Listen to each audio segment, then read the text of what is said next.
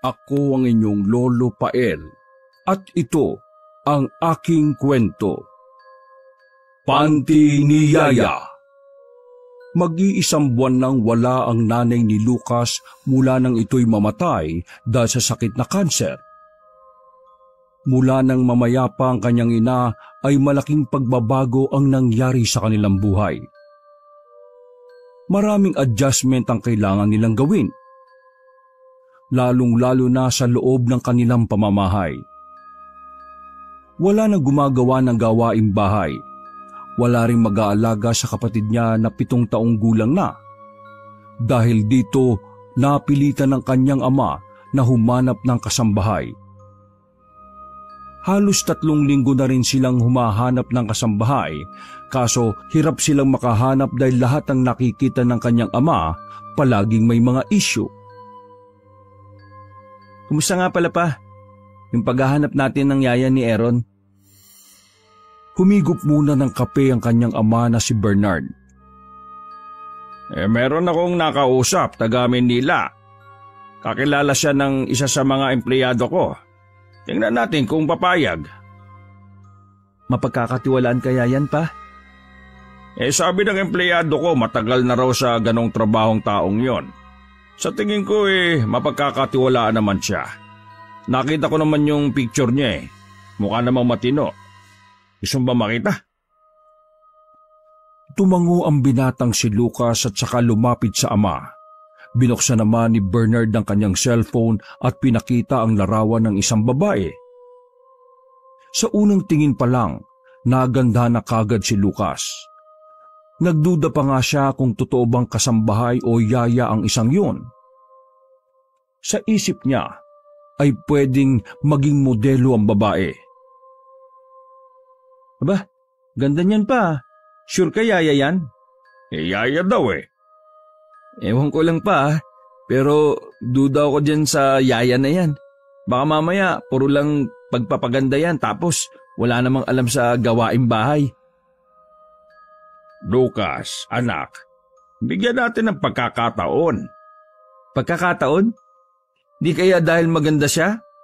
Ikaw pa pag-iisang buwan pa lang wala si mama gusto mo yatang multuin Baliw ka palang bata ka Sa tingin mo papalitan ko ang mama mo? Nag-iisa lang yun sa puso ko. Ikaw, kung ano ba yung iniisip mo Loko ka. May mali ko ba? Basta kapag pumayag yung babae, papupuntahin na rin natin kagad dito sa Bohol. Ikaw bahala pa. May tiwala naman ako sa iyo Tinapik na lamang niya ang ama sa balikat at naglakad na palabas ng kanilang bahay. Sa estado ng pamumuhay ng pamilya ni Lucas, masasabi niyang maihahanay na rin sila sa mga mayayamang pamilya sa Bohol. May sariling kumpanya ang kanyang ama na matagal na ring namamayagpag sa larangan ng pagninegosyo. Siya naman nakapagtapos na rin ng kolehiyo sa edad na 20 anyos. Habang ang menopausal baby naman na si Aaron ay kasisimula pa lamang sa elementarya. Dahil nag-aasikaso pa lang naman si Lucas ng pinaplano niyang negosyo, wala pa siya gaanong commitment sa maraming bagay. Dahilan para kahit papaano ay maging flexible pa rin ang kanyang oras. Gamit ang sasakyan na ibinigay ng kanyang ama noong birthday niya, bumiyahe siya patungo sa kabilang barangay. Kung tutuusin, pwedeng-pwede naman niyang lakarin na lang dahil hindi naman kalayuan ang kanyang pupuntahan. Sadyang tamad lang ang binata at ayaw niyang mapawisan dahil palubog pa lang naman ang araw. Wala pang 3 minuto ay nakarating na rin siya sa bahay ng kanyang kaibigan, si Javier. Kaibigan na niya ito mula pa nang sila ay mga bata pa. Pinindot ng lalaki ang doorbell. Matandang lalaki ang nagbukas ng pinto. Napakunot ang noo ni Lucas nang makita ang matanda. Ang matandang ito ang namamahala sa bahay ng kanyang kaibigan. Hindi naman yun kamag-anak ng kaibigan niya. Sadyang yun lang talaga ang pinagkakatiwalaan ng pamilya ni Javier. Ang ayaw lang kasi ni Lucas ay masyado itong maraming sinasabi. Yayayay mo na naman si Javier sa kung saan-saan. Tapos mambababae na naman kayo. Tapos uuwi na naman si Javier na masakit ang ari kasi may tulo. Diyos ko, magtino nga kayo. Lalo ka na. Ikaw ang kaibigan niya dapat umayos ka. Mang Donyo, siya po ang nag-invite sa akin na pumunta rito. Wala naman po kaming gagawin na iba. Mag-iinom. Ay naka, mag-iinom. Tapos pagkatapos uminom lalabas kayo at mambababae. Tapos uuwi na naman tong si Javier na may Napatigil ang matanda nang dumating na si Javier. Inakbayan nito ang matanda. Mang Donyo, okay na ito. Ako nang baala kay Lucas. Matino yan. Ay naka, isa ka ba? Niyayaya mo siyang mag-inom tapos mambababae kayo. Tapos uuwi ka na namang may Naiirita na si Lucas dahil sa pagiging paulit-ulit ng matanda.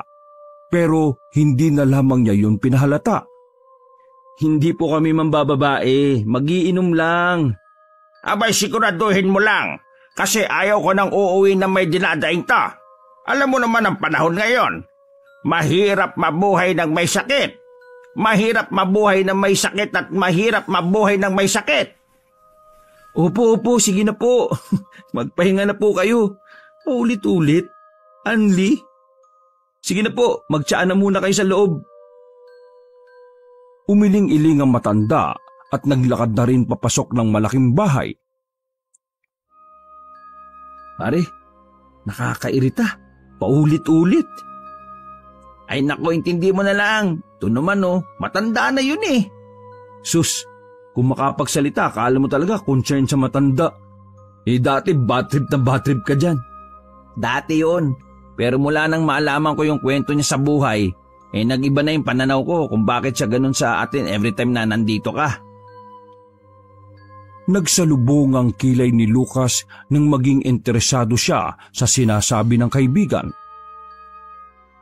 Kwentong ano? Nakausap ko si Daddy last time. Ang sabi niya, nung baby pa ako, may anak si Mang Donyo, 2 lalaki. Parang kasing edad lang din natin. Namatay yung 2 anak niya at dahil doon, parang nagkaroon siya ng depekto sa pagsasalita. Epekto daw ng sobrang trauma. Mula nang mawala yung 2 niyang anak, naging protective na siya sa atin. Ha? Sa atin? Bakit kasama ako? Kasi nakikita niya sa atin ang 2 niyang anak eh. Ganun ba? Teka, ano bang kinamatay ng 2 niyang anak? Sandaling bumuntong hininga ang binata bago nagsalita. Ewan ko kung maniniwala ka rito Pinatay ng aswang yung 2 niyang anak. Hindi na muna nagsalita si Lucas. Tiningnan niya ng mabuti ang mukha ni Javier kung totoo ba ang sinasabi nito o parte lang ito ng pagbibiro ng kaibigan. Ha? Aswang? Seryoso ka ba, pre? Seryoso ko. Kahit ako man natatawa nung una kong narinig to. Nabato pa nga ako ng ashtray sa mukha ni Daddy. Buti daplis lang. Aswang? I don't know, pre Pero modern na kasi yung generation ngayon Hindi ko alam kung meron pa niyan ngayon. Hindi ka talaga nakikinig, no? Ang sabi ko, baby pa ako nung mamatay yung 2 niyang anak. Malamang, dati pa nangyari yun. Nung liblib pa rito. Kapon lang ba ako, baby? Ikaw talaga, oo nga pala. Kung ganun, nakakaawa naman pala yung kwento niya, no? Nakakaawa nga, pero nakakatakot din. Kung may aswang pa ngayon, nako, malamang sa malamang, merong mabibiktima. Ganun ba talaga sila ka-aggressive, pare? Base sa sinabi ni Papa, oo. Kaya nga swerte yung generation natin kasi wala nang ganun. Saka na nga yung aswang-aswang na yan. Papasukin mo na ako, no? Kanina pa ako dito sa gate. Ay, oo nga pala. Tara, pasok! Nag-inom ang dalawa nung hapon na yon. Kung ano-anong bagay ang kanilang napag-usapan, hanggang sa mapunta na naman sa aswang ang kanilang usapan. Hindi na komportable si Lucas doon. Pinapakinggan na lamang niya si Javier dahil nahihiya siyang patigilin ito. Gabi na nang matapos ang kanilang inuman. Hindi na nakapagpaalam si Lucas ng maayos sa kaibigan dahil maagang nalasing si Javier. Dinamihan kasi ni Lucas ang tagay ni Javier para manahimik ito kaagad. Mang Donyo, naihiga ko na po si Javier sa kwarto niya. Kayo na pong bahala sa kanya. Lalabas na sana ng gate ang binata nang may pahabol na sinabi si Mang Donyo sa kanya. Anak, mag-iingat ka palagi ha. Mag-iingat ka palagi. Hanggang ngayon, nabubuhay pa rin ng mga aswang. Ang mga aswang, mag-iingat ka. Tumango na lamang si Lucas. Sineryoso niya ang sinabi ng matanda. Kahit pa hindi pa rin naman siya kumbinsido sa mga aswang.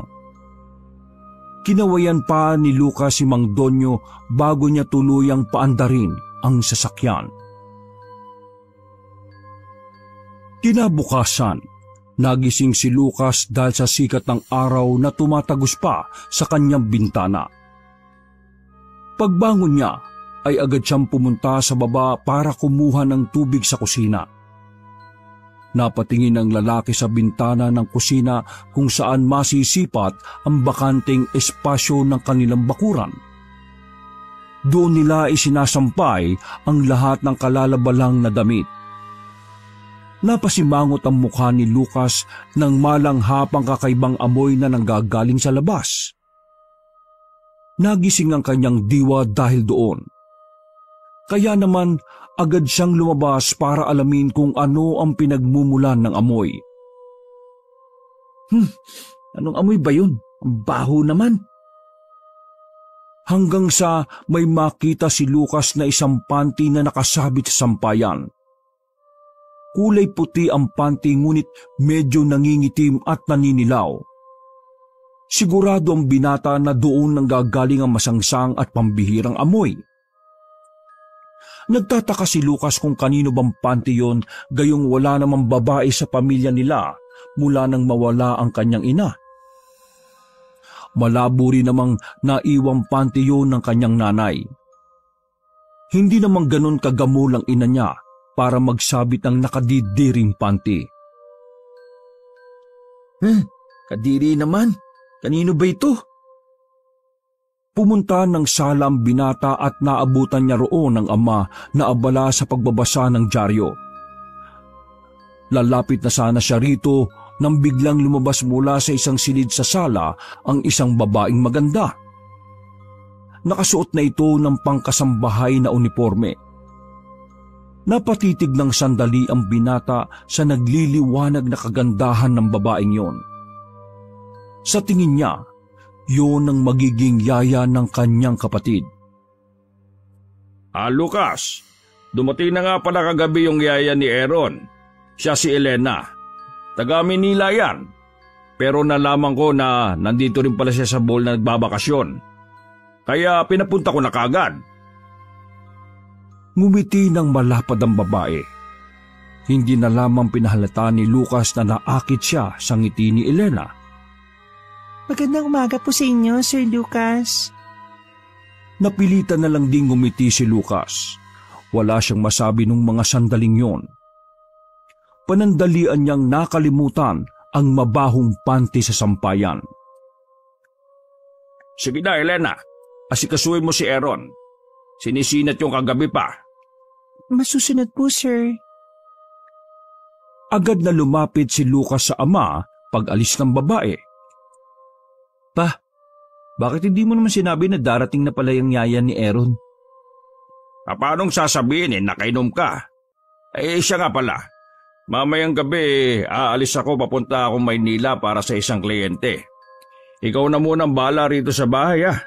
Nandiyan naman si Elena. Napailing na lamang si Lucas. Hindi niya alam kung anong adjustment ang gagawin niya, gayong may iba na silang kasama sa bahay. Kinagabihan, umalis na ng bahay ang kanyang ama. Silang tatlo na lamang ni Aaron at Elena ang naiwan. Habang nasa sala ay pasilip-silip pa si Lucas sa kusina kung saan nagluluto si Elena.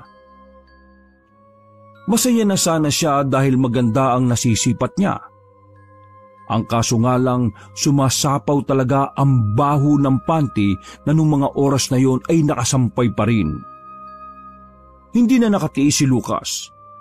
Tinawag na niya si Elena at agad din naman tong lumapit sa kanya. Bakit po, Sir Lucas? Nakatakip ng ilong pang nagsalita si Lucas.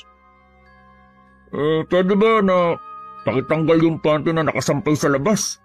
Ang baho eh. May nag-trip naman siguro kasing tagalabas na nagsampay doon. Sandaling hindi nagsalita si Elena. Nagkatitigan lang silang dalawa. Please lang ha, pakitanggal ha. Sir, kasi Kasi ano? sa akin po kasi nakasampay na panty sa labas eh. Parang gumuho ang mundo ni Lucas noong mga sandaling yon. Nawasak ang magandang imahe na tingin niya kay Elena. Hindi siya makapaniwala na ang ganong klase ng babae ay may kasumpa-sumpang panty. Ano? Yung panty na mabaho at amoy basura, amoy kanal? Tagmamay-ari mo? Tumango-tango ang babae at pilit ng ngiti lamang ang nakikita ni Lucas doon. Ganun ba? Naku, sorry ah. Sige, pero please, pakitanggal at pakilaban naman na mabuti. Lagyan mo ng down eh. Pasensya na, sir, pero hindi ko siya pwedeng tanggalin eh. Nagsabi na po ako kay Sir Bernard. Ha? Bakit hindi pwede? Kay Sir Bernard yun na lang po itanong. Sige po, tatapusin ko na lang yung niluluto ko. Napakamot na lamang sa ulo si Lucas. Hindi mapakali si Lucas lalo pat katapat lang ng bintana niya ang sampayan sa labas. Noong gabing yon ay hindi makatulog ang binata. Kahit isara niya ang bintana ay pumapasok pa rin ang amoy. Nakaramdam na ng inis ang binata. Habang tahimik na ang paligid ay muli siyang lumabas ng bahay at pumunta sa sampayan. Lakas loob niyang inalis ang mabahong panty at itinapon sa basurahan sa kasinarado. Ganda-gandang babae, dugyot.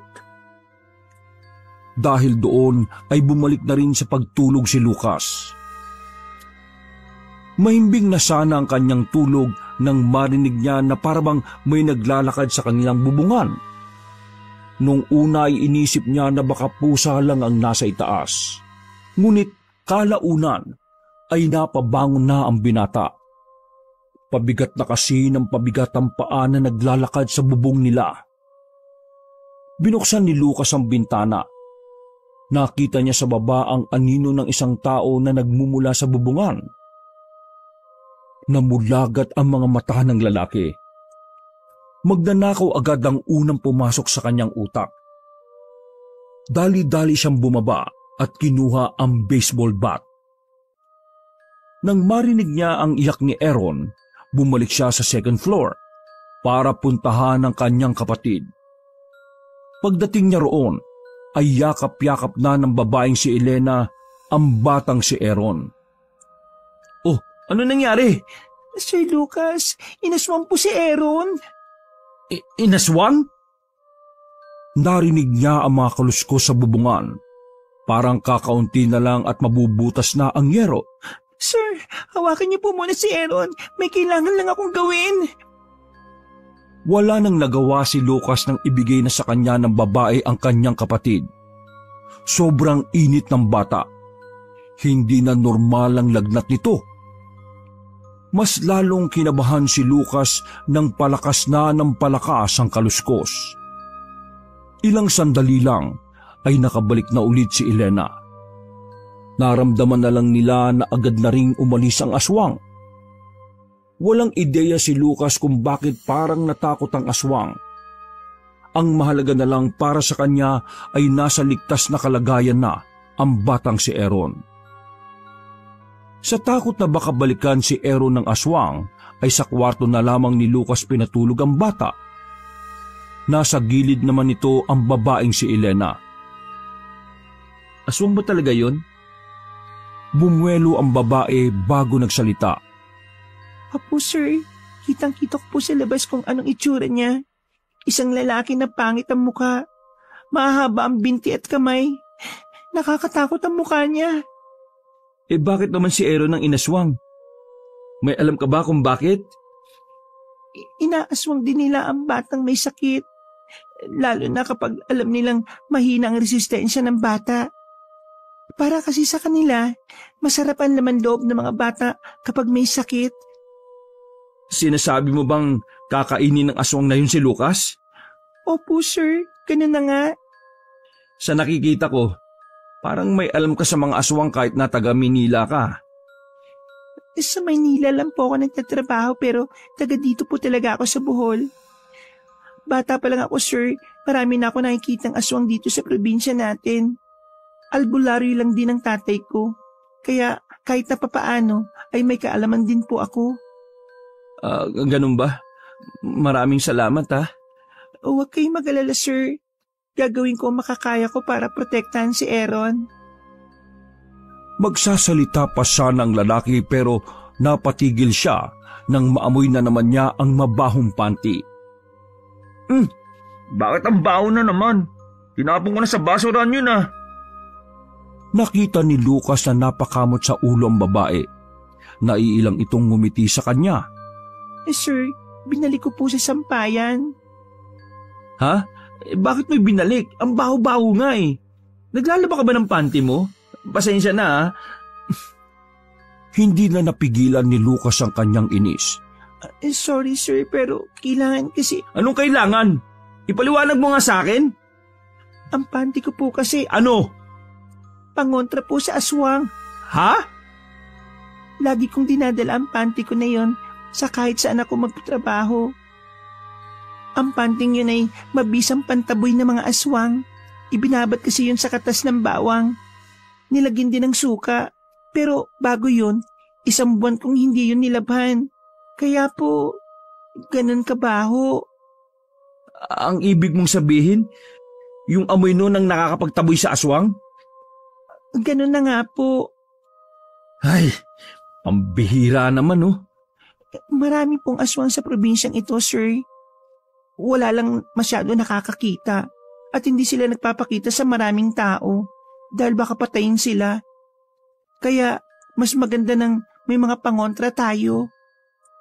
Alam ba ni Papa yung tungkol sa panty mo? Yes po, sir. Pinaliwanag ko po muna sa kanya. Ay nako, nawiwindang pa rin ako. Panty talaga? Pangontra sa aswang? Hindi ba pwedeng something na mabango?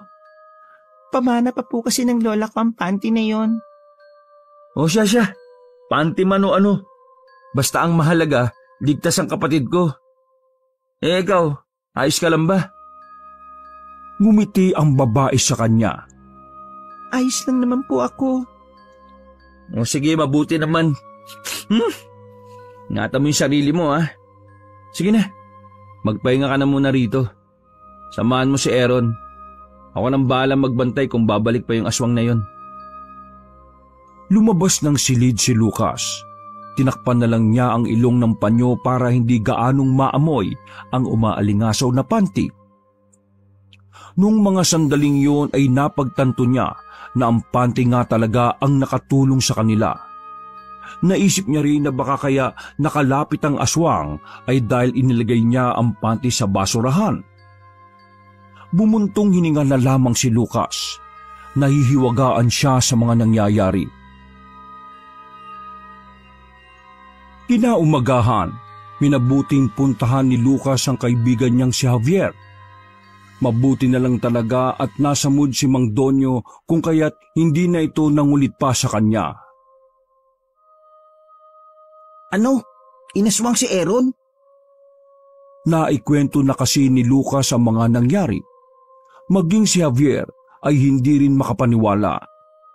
Oo nga pre, mabuti na lang talaga magaling yung yaya ni Aaron eh. Paanong magaling? May alam siya sa mga aswang pare. Taga rito rin pala sa Bohol. Albularyo? Hindi, yung tatay niya ang albularyo. Pero kakaiba eh. Kakaiba siya pare.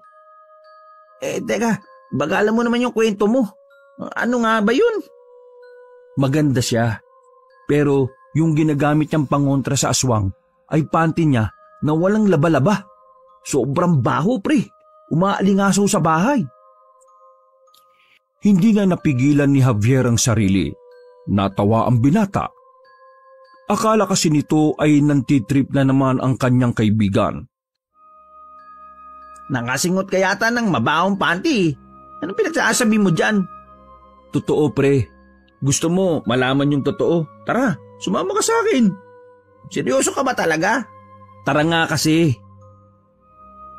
Para mapatunayan ng kanyang sinasabi, isinama ni Lucas ang kanyang kaibigan sa kanilang bahay. Nasa gate pa lamang sila ay nalalanghap na ni Javier ang napakabahong amoy na nanggagaling sa loob. Totoo nga, buwisit. Naglakad pa ang dalawa patungo sa sampayan. Doon ay nakita nila ang nakabilad na panty. Nag-aagaw ang pangingitim at paninilaw nito. O ayan o, yan ang nagligtas sa kapatid ko kagabi.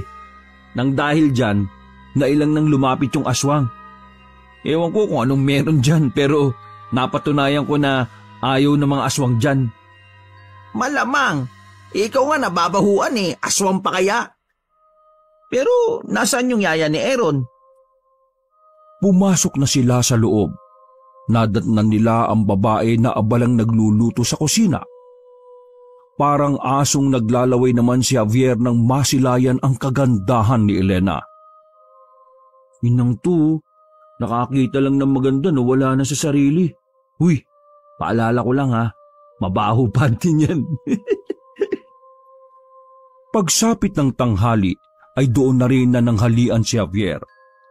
Hindi nito maalis ang tingin sa babae. Wala na tong pakialam sa amoy na namamayani sa paligid. Hanggang sa sumapit ang gabi ay naroon pa rin si Javier. Ayaw pa rin itong umuwi kahit na itaboy siya ni Lucas. Kaya ang ginawa ni Lucas ay hinila na niya ang lalaki palabas. Inihatid na niya ito ng puwersahan. Ayaw mo sigurong maagawan, no? Siguro lagi kang nakatingin doon. Ako? Ano ka ba? Baka ikaw. Maayos ka nga. Nandun yung kapatid ko, no? Nagpapakita ka ng kamanyakan mo. Naglalakad na sila papunta sa bahay ni Javier noon. Hindi na ginamit ni Lucas ang kanyang sasakyan dahil naiwan niya ang susi sa loob.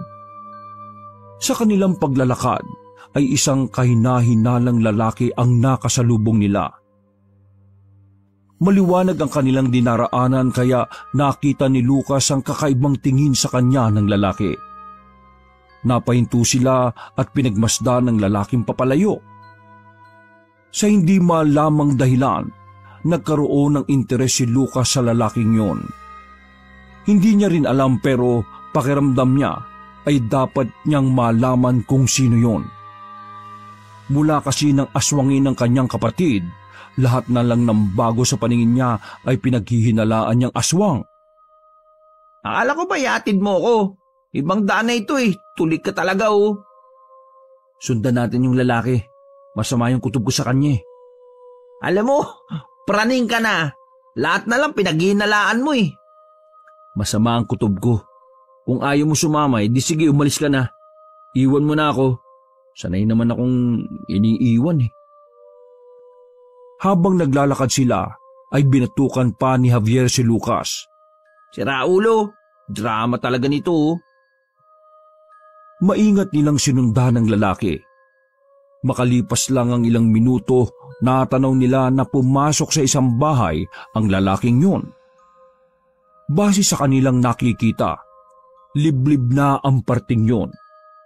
Sa area na yon ay parang wala na ring gaanong dumadaan na tao. Tama ba itong ginagawa natin? Weirdo na to, pre. Ang weirdo mo na. Huwag kang maingay. Nakatambay lang sila sa kabilang parte ng daan habang naghihintay sa muling paglabas ng lalaki. Ngunit sa halip na lalaki ang makita, isang matangkad na aso lang ang lumabas mula sa bahay. Nung mga sandaling yon ay nakaramdam na ng takot ang dalawa. Hindi nila inaasahan na ang kanilang sinusundan lang na wala naman sa plano ay isa pala talagang aswang. Pare, naging aso. Mukhang tama ka nga. O tara na, umalis na tayo. Kailangan ko nang balikan yung kapatid ko. Nagmamadaling umalis ang dalawa. Hindi na muna umuwi si Javier at sumama na lang muna sa bahay nila Lucas. Pag-uwi nila, ay napansin ni Lucas na wala na ang mabahong panty na nakasabit sa sampayan. Agad na pumasok si Lucas at tinungo ang kanyang silid kung saan naroon sina Elena at Aaron. Oh, ayos lang ba kayo rito? Pinupunasan ni Elena ng maligamgam na tubig si Aaron nang sumagot ito. Ayos lang naman kami pero may problema. Nawala ang panty ko. Pakiramdam ko may nagnakaw eh. Ano? Ang baho-baho na nga nun, may magnanakaw pa. Hindi naman ako makapaniwala dyan. Maganda tayo. Pakiramdam ko, dito papunta yung matangkad na aso na nakita namin. Kaya pala tumaas ang lagnat ng kapatid mo. Bakit? Tumataas ang lagnat ng isang bata kapag may nararamdaman siyang aswang na papalapit. Nataranta na si Lucas ng mga sandaling yon. Mabilis silang bumaba sa tambakan nila ng gamit. Kumuha sila roon ng kung anong pwedeng ipamalo. Lahat ng pinto at bintana sa sala ay isinarado nila. Sinarado na rin nila ang bintana ng silid ni Lucas. Nakiramdam lang sila noong mga sandaling yon. Magkakalahating oras na silang nanahimik pero hindi pa rin nila nararamdaman ang presensya ng aswang. Huwag kayong mag-alala. Natawagan ko na ang tatay ko at nasabi ko kung anong nangyayari. Maya-maya lang nandito na yon. Maraming salamat, Elena. Nakasandal lang si Lucas sa bintana, habang si Javier naman ay nasa pintuan at hindi man lang maalis-alis ang tingin kay Elena. Nung mga sandaling yon ay inaapoy na ng lagnat ang batang si Aaron. Maya-maya lang biglang nagsalita ang bata na siyang nagpakabog ng kanilang dibdib. Nararamdaman ko na siya. Nandyan na siya sa paligid. Napahigpit ang hawak ni Lucas at Javier sa mga hawak nilang baseball bat. At maya-maya lang narinig na nilang tila may naglalakad sa itaas ng bubong. Nung sumilip si Lucas sa bintana, nakita niya ang anino ng isang aso na nasa bubong. Laking pagtataka niya kung paanong nakarating ang aso sa bubungan nila. Bagay na nagtulak sa kanya para isiping naroon na nga ang aswang. Wala pa ba ang tatay mo? May kumakatok na sa baba. Wala pa eh. Eh di wala pa. Napailing na lang si Lucas. Galing naman sumagot. Mabibigat na naman ng mga paa na kanilang nararamdaman sa bubong. Kasunod noon ay nakarinig na naman sila ng kakaibang tunog. Tila isang hayop na gutom ang pinapakawalang tunog ng aswang. Nagtayuan ng mga balahibo ni Lucas. Hindi siya makapaniwala na nangyayari na rin sa kanila ang sinasabi lang ni Mang Donyo noon. Huwag mong lalayuan si Aaron. Javier, tara. Ha? Anong tara? Kailangan natin labasin yung aswang para mataboy natin. Wala yung panty kaya mano-mano natin gagawin to.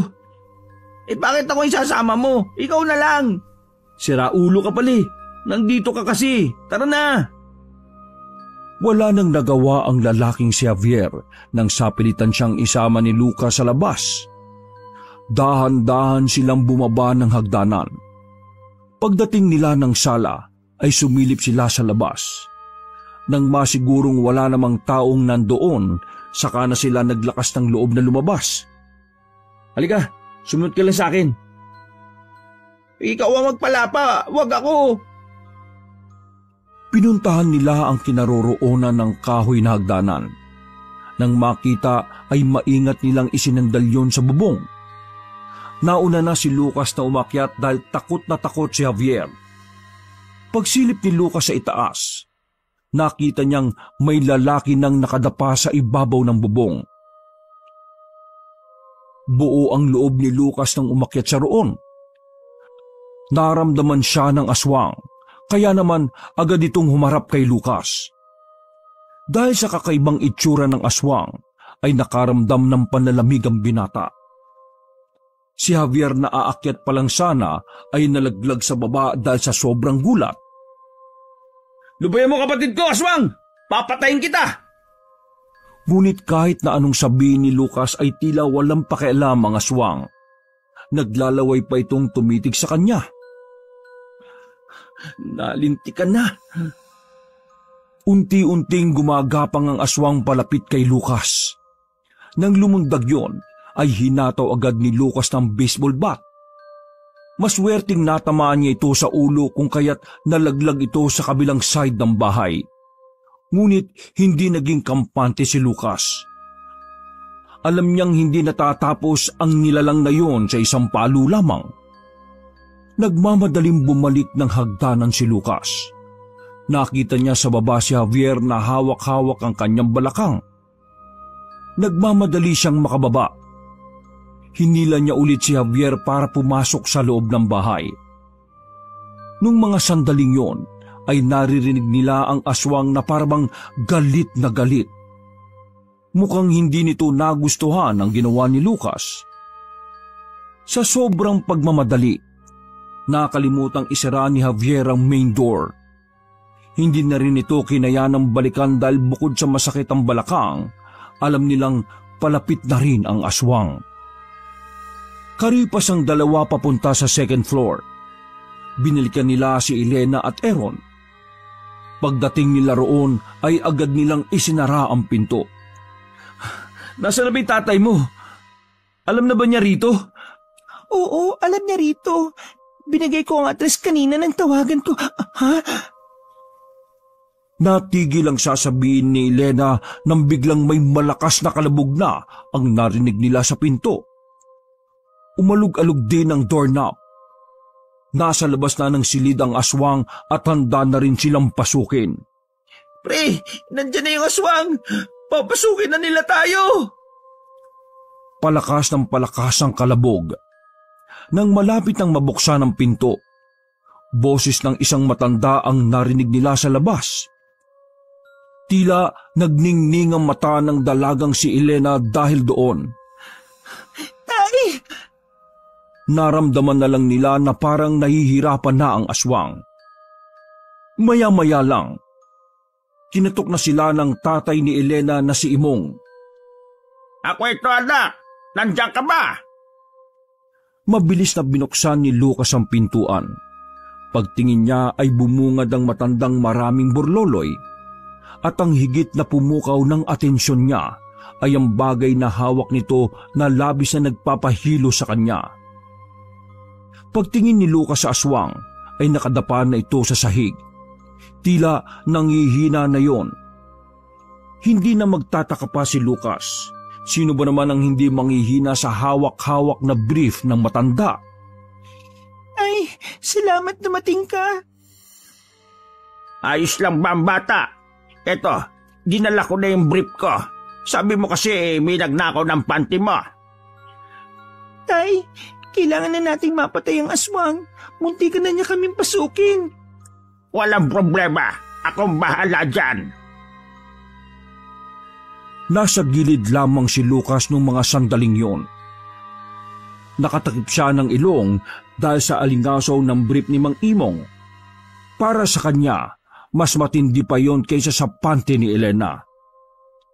Kiniladkad ng matanda ang aswang pababa ng hagdanan.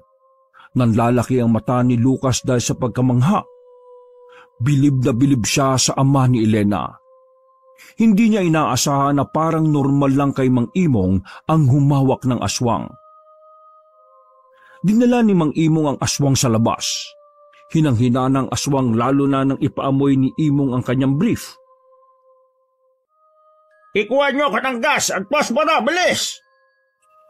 Mabilis na kumilo si Lucas. Agad niyang binigay ang kailangan ng matanda. Pagkatapos noon, walang pagdadalawang isip na sinunog ng matanda ang aswang. Habang nagliliyab ang aswang, ay unti-unti itong naging baboy ramo. Nung mga sandaling yon ay di maiwasan ni Lucas ang hindi mamangha.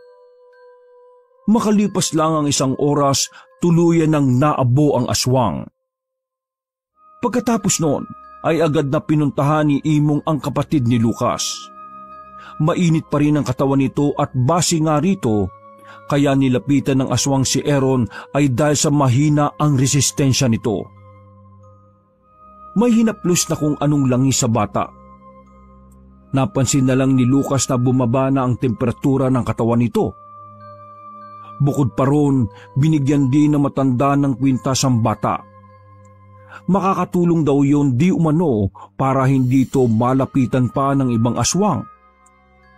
Lalo pat sa probinsya nila ay may mangilan-ngilang aswang pa rin na talagang nabubuhay. Maraming salamat po sa inyo. Kung hindi po kayo dumating, naku, baka kung ano na pong nangyari sa kapatid ko. Walang anuman yon, iho. Ginawa ko lang yon para sa bata dahil naawa si Elena. Mawalang galang na po. Pwede po bang ipasok nyo na sa bag yung brief po ninyo? Ay, paumanhin. Nakalimutan ko. Dali-daling inilagay ng matandang si Imong ang brief niya na nooy sobra na ang alingasaw. Ang astig niyong mag-ama, no? Pareho kayong may underwear na masakit sa ilong. Nagbiro na lamang si Lucas. Samantala, umaga na nang umalis ng bahay si Imong. Siniguro kasi nito na maibabaon sa lupa ng maayos ang abo ng aswang. Naiwan silang 4 sa bahay. Kahit na paano, nakahinga na rin ng maluwag si Lucas. Elena, maraming salamat ah. Hindi kami nagkamali ng pagkuha sa iyo. Nasa sala na sila noon at nakapag-relax na rin dahil kalmado na ang sitwasyon. Wala yon. Gusto ko lang din naman mapabuti si Aaron. Pasensya na kung maarte kami ah. Pero ibabalik niyo pa ba yung mabahong panty? Hindi na. Binigyan na ni Papa si Aaron ng malakas na pangontra. Malabo na siyang pag-interesan ng mga aswang. Ay, mabuti naman. Nagtawanan na lang silang 3 noong mga oras na yon. Samantala, naging mabuti na rin ang kalagayan ng batang si Aaron. Nawala na ang lagnat nito. Sa lahat ng mga nangyari, walang matandaan ng bata. Mas mabuti na rin yon para kay Lucas. Alam niyang hindi rin makabubuti kung malalaman ni Aaron na aswang ang umatake sa kanila. Lahat ng nangyari ay hindi na rin nila ipinaalam sa amang si Bernard. Hinayaan na lamang nila kung kailan mapapansin ng lalaking si Bernard kung bakit wala na ang mabahong panty sa sampayan. Sa huli, hindi na muling nagparamdam ang aswang sa bahay na yon. Bagay na ay pinagpasalamat na lamang ni Lucas. Wakas! Ako ang inyong Lolo Pael at ito